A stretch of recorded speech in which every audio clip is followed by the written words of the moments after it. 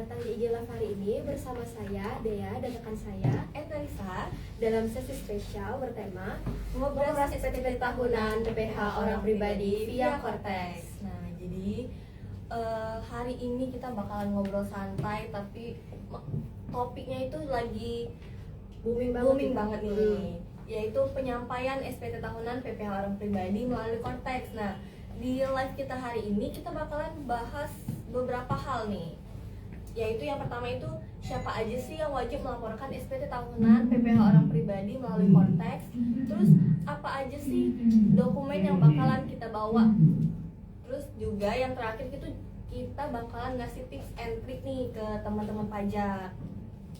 Nah, teman pajak, kawan pajak, jangan lupa nih kalau misalnya ada pertanyaan, boleh banget nih langsung di kolom komentar ya. Dan kita akan langsung jawab di sesi ini. Bener, jangan lupa komen ya guys. Jadi pagi ini kita nggak bakalan berdua doang. Bakalan ada narasumber yang akan jawab pertanyaan-pertanyaan yang kalian komen guys. Langsung aja kita sambut narasumber kita, Kak Rahma. Halo. Halo Kak Rahma. Halo, Kak Dea, Kak Enta. Halo Pak. Halo Kang Pajak semuanya. Kabarnya gimana nih Kak? Alhamdulillah sehat. Semangat ya, dan tetap semangat. Semangat. Iya. Boleh nggak nih Kak, perkenalan dulu nih untuk ke kawan pajak yang kita boleh menyapa nih ke viewers kita. Ya, tentu saja. Halo kawan pajak semuanya. Perkenalkan, nama saya Rahmat. Saya saat ini bertugas sebagai penyuluh pajak di KPP Pratama Palembang Primo. Nah, sekarang ini kan kita udah kenalan nih Kak. Boleh nggak sih ceritain kesibukan Kakak hari ini tuh apa sih? Yes, Kak Dea. Jadi kita di sini lagi sibuk banget. Jadi di sini wajib pajak yang datang lagi rame-ramenya. Utamanya terkait dengan SPT tahunan ya. Iya. Kita sampai bentuk satgas gitu. Bagaimana kita kasih pelayanan yang sebaik mungkin kepada wajib pajak biar nggak lama ngantri gitu. Iya. Salah satunya itu kan ya. Nah, pas banget nih Kak. Hari ini kita akan membahas terkait dengan SPT tahunan nih Kak. Iya. Boleh kita langsung mulai nih Kak ya? Boleh dong. Boleh. Ini kawan pajak udah pada nunggu tuh. Iya. Siapa saja nih Kak yang wajib menyampaikan SPT tahunan PPHOP dan data apa aja yang wajib dilaporkan nih Kak? Oke, Kak Dea, Kak Enta. Jadi memang SPT tahunan PPH orang pribadi itu tidak semua wajib pajak orang pribadi itu wajib. Iya. Kita ada status wajib pajak namanya. Ada wajib pajak aktif, ada wajib pajak non aktif. Nah, yang wajib menyampaikan SPT tahunan ini adalah mereka yang aktif statusnya, kemudian memiliki penghasilan di atas penghasilan tidak kena pajak seperti itu. Penghasilan tidak kena pajak itu di sekarang 54 juta ya Kak? Betul, 1 tahunnya 54 juta. Untuk status T0 ya, tidak Iya, kawin no iya. tanggungan. Nanti disesuaikan dengan jumlah tanggungannya juga. Benar sih. Jadi secara ketentuannya sendiri nih Kak, Ya. ada nggak sih WP yang dikecualikan dari kewajiban pelaporan SPT tahunan PPH orang pribadi? Oke, ini kontradiktif sama yang tadi ya. Maksudnya ketika tadi kita bahas ada wajib pajak aktif, ada juga wajib pajak non aktif. Nah, entah. Jadi untuk wajib pajak yang statusnya non aktif, maka mereka tidak berkewajiban untuk menyampaikan SPT tahunannya. Ada beberapa jenis di sini. Yang pertama ada wajib pajak orang pribadi yang tidak mempunyai penghasilan atau penghasilannya di bawah penghasilan tidak kena pajak. Atau kondisi lain adalah ketika wanita kawin ya, istri ya, wanita kawin yang memilih untuk menggabungkan pelaksanaan kewajiban perpajakannya. Seperti itu. Nah nih Kak, aku sama Kak Enta nih kan Ya. udah bergabung dari Renjani tahun lalu nih Kak. Yes. Kami pelaporan tahun dulu, tahun kemarin itu pelaporan menggunakan di DJP online nih Kak. Ini kan tahun pertama nih Ya. untuk pelaporan SPT tahunan OP Betul. menggunakan Cortex nih Kak. Apa perbedaan antara Cortex sama DJP online nih Kak? Apakah Cortex ini aplikasi yang mempermudah kita sebagai wajib pajak atau mungkin lebih disulit nih Kak? Oke, itu pertanyaan yang sangat menarik kan ya. Iya. Jadi salah satu faktor yang bikin ramai kantor kita kan karena memang Cortex itu pertama ya. Iya, baru yang pertama tahun kali kita tahun ini. pakai. Nah, apakah kemudian Cortex itu sulit atau mudah? Sebetulnya filosofi awal adanya Cortex justru untuk mempermudah ya. Mempermudah. Bagaimana wajib pajak bisa semakin mudah dalam menyampaikan SPT tahunannya. Lalu apa bedanya sama DJP online? Ada beberapa hal Kak Dea, Kak Enta dan kawan-kawan pajak semuanya. Pertama terkait dengan teknis pengisiannya. Jadi kalau di DJP online dan sebelumnya kita kan ngisi dari belakang ya, Dari belakang. dari lampiran segala macam, baru ke depan ke induk. Nah di Cortex kita ke induk dulu, kita jawab pertanyaan-pertanyaan verifikasi yang semakin mengerucutkan identitas kita. Apakah Anda menerima penghasilan dari pekerjaan, apakah Anda menerima penghasilan dari usaha dan lain sebagainya. Ketika kita isi itu, ya tidak, nanti akan berdampak kepada lampiran yang akan ditampilkan. Tujuannya justru biar wajib pajak itu hanya melihat lampiran-lampiran sesuai dengan penghasilannya saja. Kalau dulu itu semuanya dapat banyak sekali lampiran, sehingga mereka bingung ini mau ngisi yang mana. gitu ya. Makanya jadinya dengan adanya Cortex biar mereka lihat lampiran yang sesuai dengan kondisi mereka saja. Nah itu dari sisi teknis pengisiannya. Di luar itu Cortex juga menyediakan data pre-populated namanya, artinya Kak Enta dan kawan pajak semuanya. Jadi dengan data pre-populated ini maka data-data wajib pajak ini akan banyak yang terprofil, dia mengisi secara otomatis ya ke SPT tahunannya, sehingga nanti wajib pajak semakin sedikit nih ngisi datanya manual gitu. Dan harusnya ini mempermudah dong ya. Dia jadi wah ini udah diisi semua nih, tinggal sedikit lagi gitu. Jadi ada perbedaan-perbedaan, namun intinya adalah Cortex mempermudah seharusnya apa yang akan dilaporkan oleh wajib pajaknya. Karena kan Cortex ini kan tahun pertama nih Kak. Kalau misalnya aku mau pakai akun DJP online untuk login ke Cortex itu masih bisa nggak sih Kak? Oke, ini salah satu pertanyaan yang paling banyak banyak ya ditanya betul oleh wajib pajak ya kawan pajak semuanya. Jadi akun DJP online dengan akun Cortex itu sebetulnya dua akun yang berbeda. Jadi akun DJP online sampai saat ini sebetulnya masih bisa dipakai ya kawan pajak ya. Tetapi akun DJP online di cut off, dibatasi sampai dengan tahun pajak 2024. Jadi kalau wajib pajak masih mau lapor yang 2024, dia pakainya DJP online, masih bisa dipakai. Berarti khusus yang 2025 pakai Cortex nih Kak? Betul, jadi untuk yang tahun pajak 2025 kita udah mulai pakai Cortex. Dan perlu diingat teman-teman pajak, kawan-kawan pajak semuanya, bahwa Cortex itu adalah one stop application kalau saya bilang ya. Karena semua pelaksanaan kewajiban dan hak wajib pajak itu bisa dilakukan melalui Cortex. Gitu. Nih Kak, jika kalau aku punya akun nih Kak, kalau aku punya akun sama serpel atau surat elektronik, gimana lapornya nih Kak? Oke. Sebelum ke sana, saya akan coba jelaskan kawan pajak bahwa wajib pajak yang mau melaporkan SPT tahunan itu harus punya akun Cortex ya. Selain sudah punya akun Cortex juga harus punya sertifikat elektronik. Nah setelah punya keduanya, tentunya nanti harus login dulu ya, login ke akun Cortexnya, baru nanti masuk ke menu SPT ya. Karena semua SPT dari menu itu, SPT masa, SPT tahunan semua dari sana. Nanti setelah pilih menu SPT, ada SPT lagi, masuk kita buat konsep. Setelah buat konsep nanti dipilih PPh orang pribadi misalnya. Setelah itu masuk, pilih tahun pajaknya, pilih status SPT-nya normal atau pembetulan, buat konsep. Setelah itu nanti konsep terbentuk, lalu kita tinggal diedit data-datanya. Ada tanda pensil, diklik, kita edit data-datanya disesuaikan. Nanti untuk lebih detail lagi, kita di KPP Pratama Palembang Ilir Timur menunggu kedatangan wajib pajak ya. Boleh nih teman-teman kawan pajak kalau masih bingung nih datang nih ke KPP Ilir Timur Betul. nih, nanti dibantu asistensi pastinya. Kita dampingi sampai selesai itu ya. Jatuhnya ya. Oke, selanjutnya Kak. Jadi kan kemarin aku lihat nih di medsos kalau misalnya ada regulasi baru tentang wajib pajak wanita yang sudah kawin itu harus menggabungkan pelaporannya ke suami. Itu gimana sih Kak cara dia ngelapor? Oke. Tapi kalau dilihat nih, Gimana, Kak, gimana? tapi kalau dilihat di sosial media nih ada beberapa yang pengennya terpisah nih Kak. Oh Iya, banyak pilihan Banyak sih Kak. banyak yang memilih terpisah, ada Iya. yang memilih bergabung. Jadi Iya. gimana baiknya Kak? Oke. Kak Dea, Kak Enta dan kawan-kawan pajak semuanya. Ini juga pertanyaan dari Kak Dea dan Kak Enta ini menarik ya. Maksudnya semuanya adalah isu-isu terhangat di kantor ini ya. Jadi memang ya terkait dengan wanita kawin tidak hanya di kantor, ketika kami melakukan LDK ya, layanan di luar kantor, edukasi dan lain sebagainya, itu jadi pertanyaan yang sangat sering ditanyakan. Nah, untuk wanita kawin sebetulnya ini bukan regulasi baru ya kawan-kawan pajak. Wanita kawin ini sudah diatur dari Peraturan Direktur Jenderal Pajak nomor 4 tahun 2020, bahkan sudah ada diperbarui lagi dengan Per 7 tahun 2025 itu di pasal 4 ayat 2 itu diatur bahwa idealnya sebetulnya satu keluarga itu merupakan satu kesatuan ekonomis. Jadi misalnya satu keluarga ada suami, istri, ada anak-anaknya, maka yang punya NPWP dan lapor SPT itu suaminya saja. Keluarganya aja ya. Idealnya seperti itu. Tetapi itu bukan sesuatu yang harus dilaksanakan seperti itu. Maksudnya self assessment ya, sistem perpajakan di Indonesia, dan wanita kawin tadi, istri tadi diberikan keleluasaan untuk memilih apakah mau menggabungkan pelaksanaan kewajiban perpajakannya atau memilih untuk terpisah. Jadi dia mau lapor sendiri. Itu adalah pilihan. Dan tentu nanti ada konsekuensinya masing-masing Iya. dari pilihan. Walaupun gak wajib, tapi kita harus melihat konsekuensinya ya. Iya, nah itu betul Kak Dea. Jadi itu jadi salah satu pertimbangan wajib pajak ketika nanti kami kasih edukasi ini di lapangan ya, ketika memenuhi edukasi.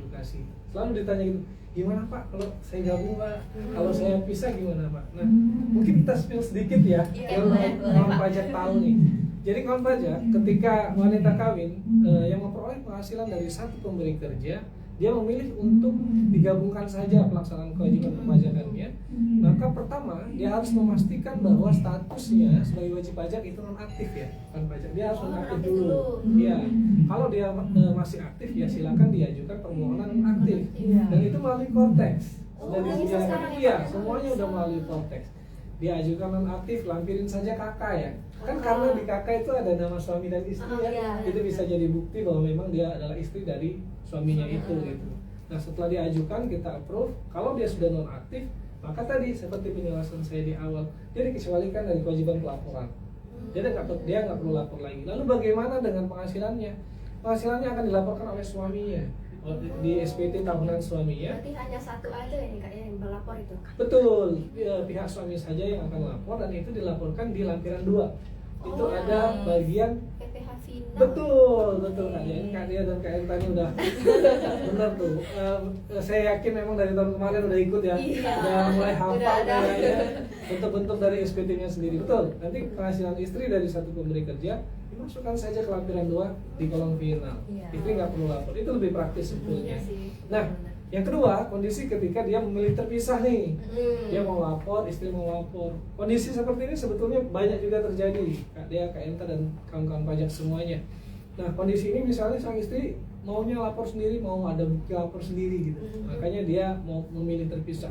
Tapi konsekuensinya, dia nanti penghitungan PPh-nya digabung dulu penghasilannya. Oh. Penghasilan suami, penghasilan istri ditambahin, terus dengan penghitungan ada PTKP dan segala macamnya dihitung dengan tarif pasal 17, 5%, 15%, 20%, 30%. Dan itu akan memberikan konsekuensi bisa jadi dan kemungkinan besar status SPT-nya nggak tinggi lagi. Iya. Jadi status SPT-nya bisa jadi kurang Kurang bayar atau lebih bayar, tapi lebih banyak membayar sih sebetulnya. Itu konsekuensinya. Dan setelah diberikan penjelasan itu biasanya wajib pajak cenderung memilih untuk menggabungkan, ya biar nanti lebih praktis ya. Bener, Sepertinya praktis. jadi dia nggak perlu lapor istrinya, kemudian juga final 0 jadinya. Gitu. Nah nih Kak, kan udah di spill nih tadi ada nihil, ada Betul. yang kurang bayar lebih bayar. Kan nih Kak, kan idealnya untuk pelaporan SPT PPh pribadi PPh pribadi karyawan itu Iya. nihil nih Kak. Betul. Tapi ada case yang waktu kami membantu asistensi, Iya. beberapa tuh ada yang status SPT-nya tuh kurang bayar, lebih Oke. bayar tuh Pak. Kira-kira kenapa tuh Pak? Oke, bagus pertanyaannya. Betul kawan pajak. Jadi idealnya status SPT tahunan PPh orang pribadi untuk wajib pajak orang pribadi yang memperoleh penghasilan dari satu pemberi kerja itu statusnya nihil, Iya, artinya. iya. Tetapi kok ada statusnya kurang bayar atau Iya, lebih kurang bayar? bayar. Nah, sebetulnya fokusnya itu adalah pada jumlah nilai PPh terutangnya dibandingkan dengan jumlah yang telah dipotong oleh pemberi kerja. Selama jumlah PPh terutang selama 1 tahun itu sama dengan jumlah yang telah dipotong, maka seharusnya statusnya nihil. Nah, yang banyak kita temui ternyata misalnya yang jumlah yang dipotong itu lebih kecil Kak Dea, Kak Enta, atau sebaliknya jumlah yang dipotong lebih besar. Nah, kalau jumlah yang dipotong lebih besar, maka dia akan menjadi lebih bayar. Saya terutangnya 1 juta, tapi saya dipotongnya 1.500.000. Jadinya kan saya lebih dipotong dong 500. Benar. Gitu. Nah, idealnya harus sama. Oke, kalau melihat dari jawaban Kak Rahma nih, udah aku rasa teman-teman pajak udah sedikit ngerti nih gimana apa aja yang harus disiapkan gitu. Nah, untuk pelaporan sendiri Kak, biasanya kan banyak dokumen tuh dari dinas atau dari bendaharanya. Nah, apa aja sih yang perlu diupload saat melaporkan SPT tahunan PPh orang pribadi Pak? Oke, kawan-kawan pajak semuanya, sebelum nanti menyampaikan SPT tahunannya melalui Cortex, kita perlu menyediakan dokumen-dokumen pendukungnya. Iya. Salah satunya tentunya adalah bukti potong. Jadi kalau kita ada bukti potong dari tempat kita kerja atau bukti potong dari usaha-usaha yang kita lakukan, itu pun perlu kita siapkan. Nah, bukti potong tadi bisa nanti dilakukan proses upload ya, diunggah di bagian induk, itu di bagian paling bawah lampiran itu ada dokumen lainnya. Jadi tinggal diklik bagian tanda plus, nanti ada opsi untuk mengupload file tadi. Gitu. Jadi disiapkan dulu dokumennya agar lancar laporan. Untuk bukti potongnya itu Kak, kan ada 2 jenis nih, A1, A2. Iya. Itu gimana sih Kak penjelasan A1 sama Iya. A2 itu? Kira-kira gimana sih yang pakai A1 atau A2 gitu? Ya, baik. 1721 A1 dan 1721 A2 itu adalah bukti potong yang diterbitkan kepada penerima penghasilan dari satu pemberi kerja ya, biasanya dari perusahaan atau instansi. Bedanya adalah bahwa 1721 A1 itu dipakai untuk mereka yang bekerja sebagai karyawan swasta, pegawai BUMN, intinya selain dari ASN, TNI dan Polri. Karena kalau untuk ASN, TNI dan Polri, dia pakainya bukti potong 1721 A2. Seperti itu. Bedanya di situ. Kalau misalnya ada bukti potong ini PPH 21 nih Kak, itu boleh dipakai nggak gitu? Bukti potong gimana? PPH 21, Iya. 21 itu boleh dipakai nggak Kak? Atau kita pakai bukti potongnya itu yang A1 atau A2 gitu? Oke, ya. Jadi kita lihat dulu ya, apakah dokumen yang dimaksud tadi, misalnya dokumen yang menggambarkan penghasilan per bulan misalnya. Kan ada bukti potong sebetulnya karyawan, PNS itu kan dia dikasih bukti potong tiap bulan tuh, Iya, kayak benar. dia udah dapat. Tapi akumulasi penghasilan yang dia peroleh tadi itu diakomodir di 1721 A1 atau A2. 1721 A1 atau A2 itu mencantumkan data penghasilan selama 1 tahun. Kalau memang jumlah penghasilan yang dia peroleh selama 1 tahun semuanya sudah masuk di 1721 A1 atau A2, maka yang jadi patokan kita adalah 1721 A1 atau A2. Tapi kalau di luar itu ternyata ada bukti potong lain, ya dimasukkan lagi berarti datanya. Wah, makin ngerti nih Kak aku Kak. Oke, sip. Kan kita udah bahas tadi, udah ada aplikasi, terus ada regulasi. Boleh Iya. nggak nih Kak? Untuk sekarang tips and trick nih, Waduh. cara pelaporan SPT SPT tahunan nih dengan lancar nih Kak. Oke, ini adalah pertanyaan pamungkas tentunya. Artinya memang semua wajib pajak saya yakin pengen tahu tips Iya, dan tips and triknya trick ya, biar biar lancar nggak gitu. kesulitan ya Benar. dalam menyampaikan SPT-nya. Baik, ada beberapa hal yang perlu dipastikan ya kawan-kawan pajak agar penyampaian SPT tahunannya lancar seperti itu tanpa kendala. Pertama, pastikan bahwa kawan-kawan pajak sudah punya akun Cortex. Itu dulu ya. Aku Iya, juga benar. Betul, kalau nggak punya akun gimana laporan nggak bisa ya? lapor, nggak bisa login juga. Tapi ada ya Kak Dea, Kak Enta, wajib pajak datang mau laporan bawa bukti potong ya. Ini saya mau lapor Pak. Apakah sudah punya akun? Belum Pak. Itu terjadi. Iya, gitu. benar-benar. Ya makanya teman-teman kawan-kawan pajak semuanya siapkan akun pajak dulu. Pastiin Registrasinya dulu. betul, registrasinya bisa dilakukan sendiri di rumah Iya, sebetulnya. masa- Ya, kalau seandainya terkendala juga bisa kita bantu di sini. Iya. Pastikan punya akun pajak, akun Cortex-nya. Kemudian yang kedua, pastikan sudah punya sertifikat elektroniknya atau Oh, digital iya. certificate-nya. Ini nanti fungsinya adalah dalam proses akhir dari penyampaian SPT kawan pajak. Ketika nanti tanda tanganin SPT, itu kita pakai, kalau dulu pakai kode verifikasi ya. Iya. Kalau sekarang kita pakainya Passphrase. Nah, Passphrase inilah adalah sertifikat elektronik. Iya, jadi beberapa kali kami edukasi di luar, itu wajib pajak nanya, ini sertifikat elektronik mana Pak? Ini udah dibuatin, mana bentuknya? Dia nggak berbentuk sertifikat kayak Iya. kita sertifikat pelatihan ya. Outputnya itu adalah Passphrase. Itu nanti yang kita isi ketika menyampaikan SPT. Oke, tadi sudah punya akun, sudah punya sertifikat elektronik. Terus yang selanjutnya adalah bukti pendukung. Nah ini penting banget Kak Dea, Kak Enta, dan kawan pajak. Kalau mau lapor SPT, pastikan dibawa semua bukti pendukung ya yang akan kita input di SPT. Karena sebetulnya SPT itu kawan pajak secara umum isinya ada 3, yaitu penghasilan, harta, dan utang. Nah, jadi data-data terkait dengan penghasilan, data-data yang terkait dengan utang, data-data yang terkait dengan harta, semuanya disiapkan dulu. Kalau sudah ada, baru kita Baru bisa melapor. isi data SPT-nya gitu ya. Karena di Cortex data harta itu lebih detail, data utang itu lebih detail. Iya, kalau di DJP online kan masih sedikit ya. Iya. Dia cuma jumlah berapa misalnya. Kalau di Cortex dia sampai nanya nama akunnya Iya, siapa, benar. nomor akunnya, atau kalau harta berbentuk rumah ditanya tuh. Sertifikat. Betul, nomor sertifikat terus apa lagi? Luas tanah, Luas tanah, luas ukuran bangunan, properti. Iya, betul. benar. Semuanya kan itu datanya ada di dokumennya. Iya. Ya, misalnya kita konteksnya ngomongin rumah, kan ada di sertifikat, ada di SPPT PBB. Iya. Nah, maka dokumen itu harus disiapin dulu. Jadi kalaupun kawan pajak nanti di rumah terkendala mau minta bantuan ke sini, boleh banget. Boleh.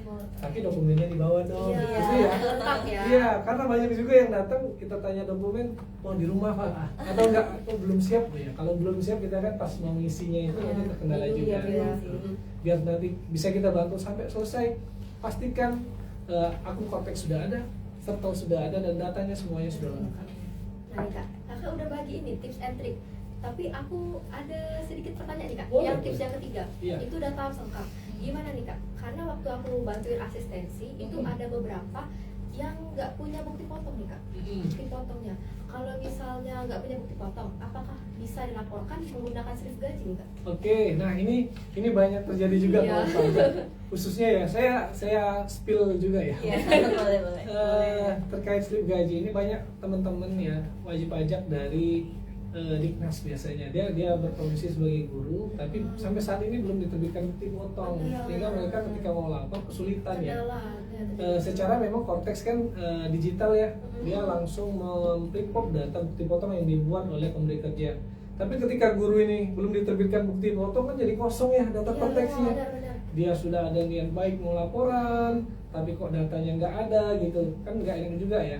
Nah maka perlu saya sampaikan kalau pajak semuanya bahwa pemberi kerja itu memiliki kewajiban untuk memberikan bukti potong kepada penerima penghasilan, gitu ya. Jadi kalau tadi konteksnya kok nggak nerima, maka silakan dikonfirmasi pemberi kerjanya. Ini kan penghasilan saya sudah dipotong nih Pak, kok nggak ada bukti potongnya? Saya mau lapor SPT nih, kan gitu ya. Iya. Jadi silakan siapapun kawan-kawan pajak yang terkendala di bukti potong, coba nanti ditanyakan ke bagian keuangan tempat bekerja. Kalau nanti ada kendala di konteksnya, boleh konsultasi ke sini pemberi kerjanya, atau seandainya ada kendala-kendala lain terkait penyampaian SPT juga boleh di luar itu. Oke. Berarti pakai slip gaji ini nggak cukup nih kak ya untuk Nah, pelaporannya? iya karena slip gaji itu kan bukti pembayaran gaji selama 1 bulan ya Kak Dea ya. Kan dibayar bulanan dikasih slip gaji gitu. Sedangkan 1721A1 atau A2 yang kita bahas tadi itu adalah dokumen yang menyajikan data penghasilan 1 tahun. Dan di luar itu juga ada data PTKP-nya seperti itu ya, dan ada data-data lain. Jadi kalau dibawa slip gaji terus dikaliin 12 aja Pak, ya itu cuman baru dapat data penghasilan. Kita nggak tahu PTKP yang tercatat di pemberi kerjanya seperti apa, seperti itu. Dan data-data lainnya. Nah maka yang kita butuhkan adalah 1721A1 atau A2 untuk mereka yang menerima penghasilan dari satu pemberi kerja. Nah, untuk pelaporan sendiri nih Kak, kira-kira kapan sih jatuh tempo untuk SPT tahunan PPh orang pribadi? Nah, terus kalau misalnya ada WP yang menolak untuk ngelapor nih Kak, kira-kira ada sanksi nggak sih? Oke, ini juga bagus banget. Baik, kawan pajak, terkait dengan ketentuan pelaporan SPT tahunan sendiri itu sudah diatur di pasal 7 Undang-Undang KUP ya. Jadi di situ diatur bahwa apabila kawan pajak dalam konteks ini adalah wajib pajak orang pribadi itu tidak menyampaikan SPT tahunan setelah ya melewati batas jangka waktu ya. Yang jangka waktunya itu 3 bulan setelah berakhirnya tahun pajak katanya kan. Iya. Jadi kalau sekarang kan tahun pajak 2025 ya yang dilaporkan, maka paling lambat 31 Maret 2026. Dan kita sudah di Maret ya. Iya. Kita udah di bulan Maret, artinya ini udah di awal Maret, waktu semakin dikit. Maka semakin mepet, maka segera pada wajib pajak untuk menyampaikan SPT tahunannya. Dan dari sisi denda juga diatur di pasal 7 itu dendanya adalah berupa Rp100.000 ya, senilai Rp100.000 atas setiap SPT yang tidak dilaporkan atau terlambat dilaporkan. Nah ini perlu diperjelas juga ya, artinya yang didenda tidak hanya yang tidak lapor, tapi juga terlambat lapor. Jadi Lumayan tuh 100.000 ya kak. betul Kak Jadi Dea. harus wajib nih. Betul. Jadi kalaupun tadi kita sebut 31 Maret, kalau seandainya WP lapor 1 hari aja telat di tanggal 1 April dia laporan, maka dia tetap akan dikenakan denda sebesar Rp100.000 tadi. Jadi Walaupun statusnya cuma beda sama. sehari gitu ya, Kak? Betul, statusnya sama dengan dia baru lapor tahun depan misalnya. Dia lapor tahun depan kan udah setahun tuh, Iya. tapi sama Rp100.000 juga. Atau dia nggak lapor ya sama Rp100.000 juga. seperti itu. Kan tadi kan ada tenggat nih Kak, ada Hmm. Tempo. Kan itu banyak yang nggak aware nih wajib pajak. Ya. Nah, kalau misalnya mereka masih bingung gimana cara pelaporannya, gimana kalau misalnya mereka telat gimana bayar dendanya, itu gimana Kak? Mereka bisa nanya kemana? Oke, sip. Ya, kawan-kawan pajak semuanya, jadi Direktorat Jenderal Pajak itu sudah menyediakan banyak sekali kanal ya, Kak Dea, Kak Enta, bagi wajib pajak untuk memperoleh informasi perpajakan. Beberapa di antaranya saya sebutkan di sini ya. Iya, boleh. Pertama itu wajib pajak diberikan kesempatan untuk menghubungi kami melalui telepon kering pajak 1-500-200. Nah, boleh dicatat kawan pajak. Betul, 1-500-200. 1-500-200. Nah ya, saya jadi ingat juga nih Kak, dia ngomongin itu. Jadi kalau kawan pajak menerima telepon di luar itu hati-hati ya, karena banyak korban nih, banyak korban penipuan. Mengatasnamakan Direktur pajak. Jenderal Pajak banyak sekali. Saya pun di depan menerima ibu-ibu nangis karena tiba-tiba rekeningnya dikuras Waduh. gara-gara ngikutin perintah telepon di luar 1-500-200 ya. Jadi 1-500-200 itu nomor resmi ya di Wajib Krim ya, Kak, Pajaknya. dicatat nih, kawan Dicatat pajak. nih. Kalau di luar itu ya diabaikan saja lah ya. Nah, di luar telepon masih banyak soalnya. Di luar kering pajak 1-500-200 ada juga email informasi. Bagi mereka yang males maupun saya mau panjang-panjang pakai email, boleh. Kita ada di informasi@pajak.go.id. Dikirim saja, nanti kita jawab juga. Paling lama 1x24 jam kita jawab. Di luar itu mau lagi, ada live chat namanya. Di website pajak itu sudah kita sediakan di bagian kanan paling bawah itu lambang chat ya, Iya. untuk chat pajak. Tinggal diklik, tanyakan apa yang mau ditanyakan terkait dengan informasi perpajakan. Masih kurang, ini ada anak-anak muda nih yang suka medsos. Oke, kita juga dari Direktorat Jenderal Pajak kita sediakan media sosial. Akun-akun yang akan menjawab pertanyaan terkait dengan perpajakan. Pertama, kita punya Twitter ya, akun Twitter atau X dengan nama akun @kring_pajak. Nah, silakan di-mention, kita juga akan jawab. Paling lambat 1x24 jam akan ada jawabannya. Di luar itu, sekarang lagi rame Instagram ya. Instagram. Nah, kita juga Ada Instagram juga. nih. Oh, lengkap Ada sekali nih, akun Kak. IG, betul. Akun IG-nya itu @kringpajak 1-500-200. Itu bisa juga, silakan di-mention, nanti kita jawab juga melalui Instagram. Atau saya tipenya mau yang tatap muka nih, ngomong langsung gitu ya. Oke, KPP Pratama Palembang Elir Timur siap Boleh. melayani bapak-bapak, ibu-ibu, kawan-kawan pajak semuanya. Silakan datang langsung. Tapi misalnya dibilang saya jauh dari Palembang, saya di Jakarta. Ya silakan datang ke KPP terdekat. Karena KPP itu keberadaannya di seluruh Indonesia ya. benar. Kak Dea, Kak Enta, maka silakan ke KPP terdekat, tanyakan apa yang mau ditanyakan terkait dengan kewajiban perpajakan. Gitu. Wah, lengkap banget nih Kak. Lengkap banget, gak terasa juga Iya. ini Kak. Udah mau di akhir ujung acara ini. Kan kita udah bahas nih Kak, mulai dari aplikasinya, regulasi, bahkan juga tips and trik dalam penyampaian SPT tahunan Oke. tahunan ini. Iya. Terima kasih kepada kawan pajak ini yang sudah bergabung. Mohon maaf karena keterbatasan waktu dan ada pertanyaan yang nggak bisa dijawab nih. Sebelum kita mengakhiri IG Live hari ini, boleh nggak sih Kak, biar lengkap nih, kasih closing satu statement. Oke, saya ingin kasih closing statement dulu ya. Sambil nanti mungkin teman-teman bisa cek komentar juga ya. komentar, ya, Kalau memang boleh, nanti boleh. ada pertanyaan biar sekalian kita jawab.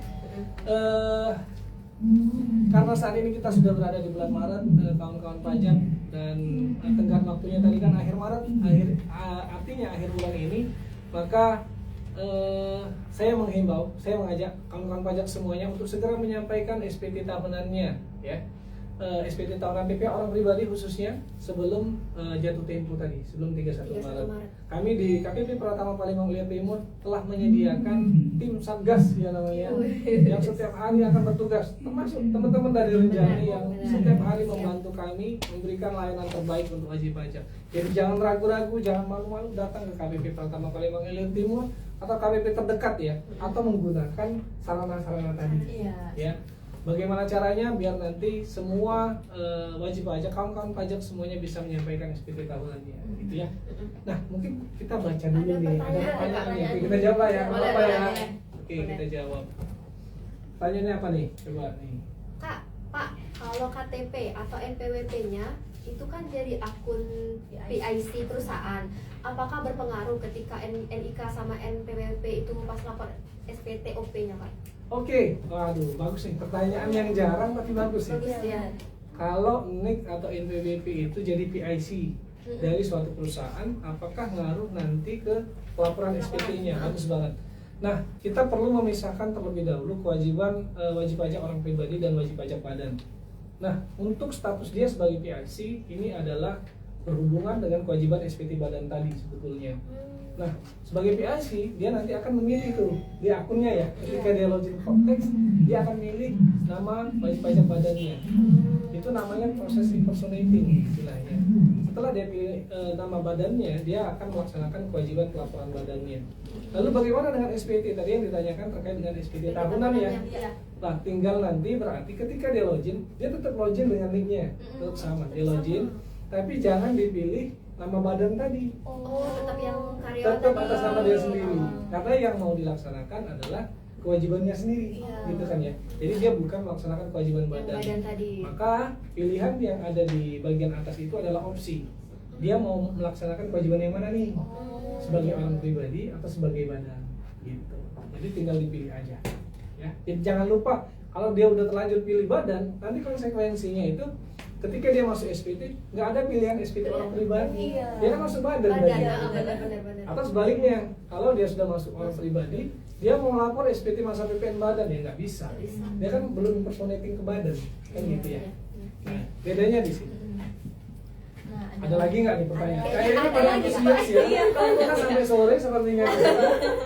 Oke. Nah, selanjutnya itu kenapa tidak bisa menggunakan nomor HP yang terdaftar untuk regis ulang Cortex, Kak? Itu gimana, Kak? Kenapa tidak bisa Pakai menggunakan nomor HP yang nomor HP HP yang terdaftar terdaftar untuk registrasi ulang Cortex? Registrasi ulang Cortex. Pertama mungkin kita perlu perjelas juga ya. Maksudnya pertanyaan wajib pajaknya. Sebetulnya kita tidak ada istilah registrasi ulang sih ya. Namanya registrasi Cortex itu ya aktivasi akun sebetulnya. Ya, jadi kita belum terlalu jelas juga. Maksudnya pertanyaannya terkait registrasi ulang ini apa ya? Cuman mungkin kita bisa jelaskan secara umum bahwa kalau sebelumnya wajib pajak ini punya akun DJP online, maka dia bisa gunakan fasilitas lupa kata sandi untuk punya akun Cortex. Kalau seandainya memang dia belum terdaftar, maka dia bisa langsung aktivasi. Nanti kita bantu di sini.